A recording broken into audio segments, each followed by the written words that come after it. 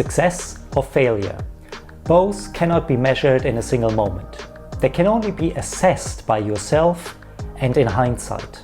True success, though, is the recognition of that truth and the ability to act on it. I have a dream, that's all I need. I'll make it happen with some work and belief. When it came to the financial crisis of 2008, many people lost their jobs, and so did I. Turns out though that 2008 ended up to be one of my best financial years for quite a while. Now fast forward another 7 years and there is no financial crisis, and yet the company that I'm with goes through some difficult times and I get fired again. Sorry, not fired, I am made redundant, that's the technical term. It turns out that that specific year is the year where I personally changed my mindset about success and failure. But I didn't do it then and there. It took me a few years to realize. Hello together, welcome to the channel, welcome to Crosswinds Pilot. For those of you who are here for the first time, my name is Leifert, and here I talk every single week about business, leadership and freedom. Many of us create constraints in our heads about what success and failure is. And so today I wanted to take the time to untangle some of those thoughts and share with you what helped me in my past. People can have a very set way of thinking about success and failure. They compare themselves. And it comes back to our personality, who we compare ourselves against.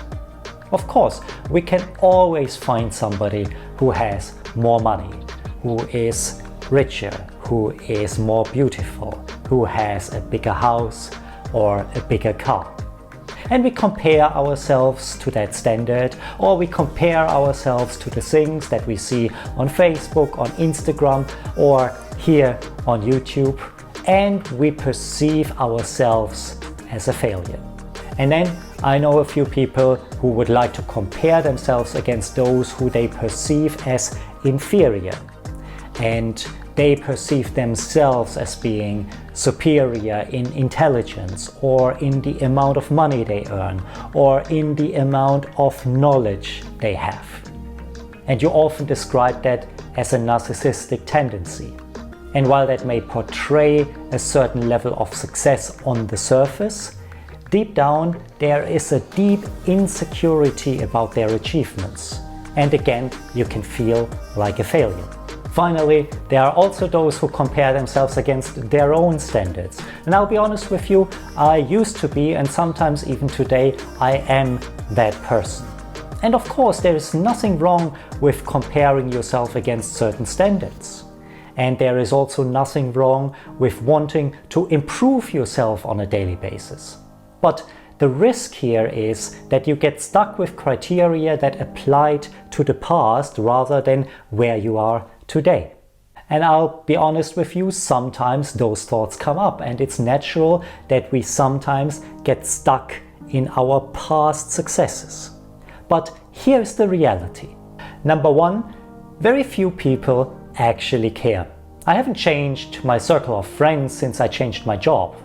And the way I interact with them, or the way they view me in today's life, hasn't really changed either.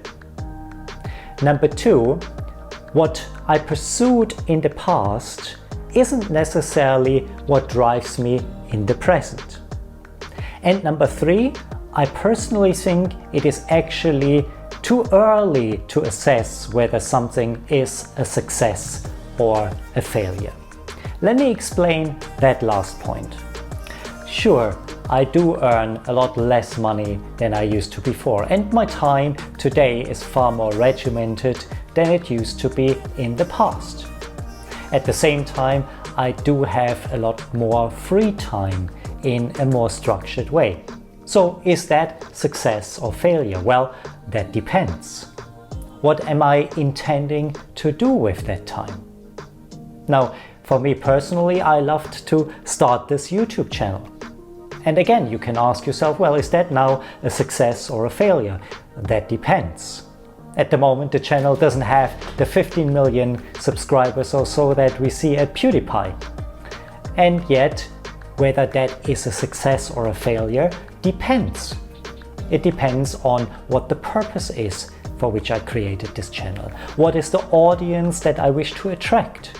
And if it is just my desire to bring business advice and leadership skills to those who haven't seen that on YouTube before, well, then whether it's 15 million or 15,000 or 150 or 15 people doesn't matter that much.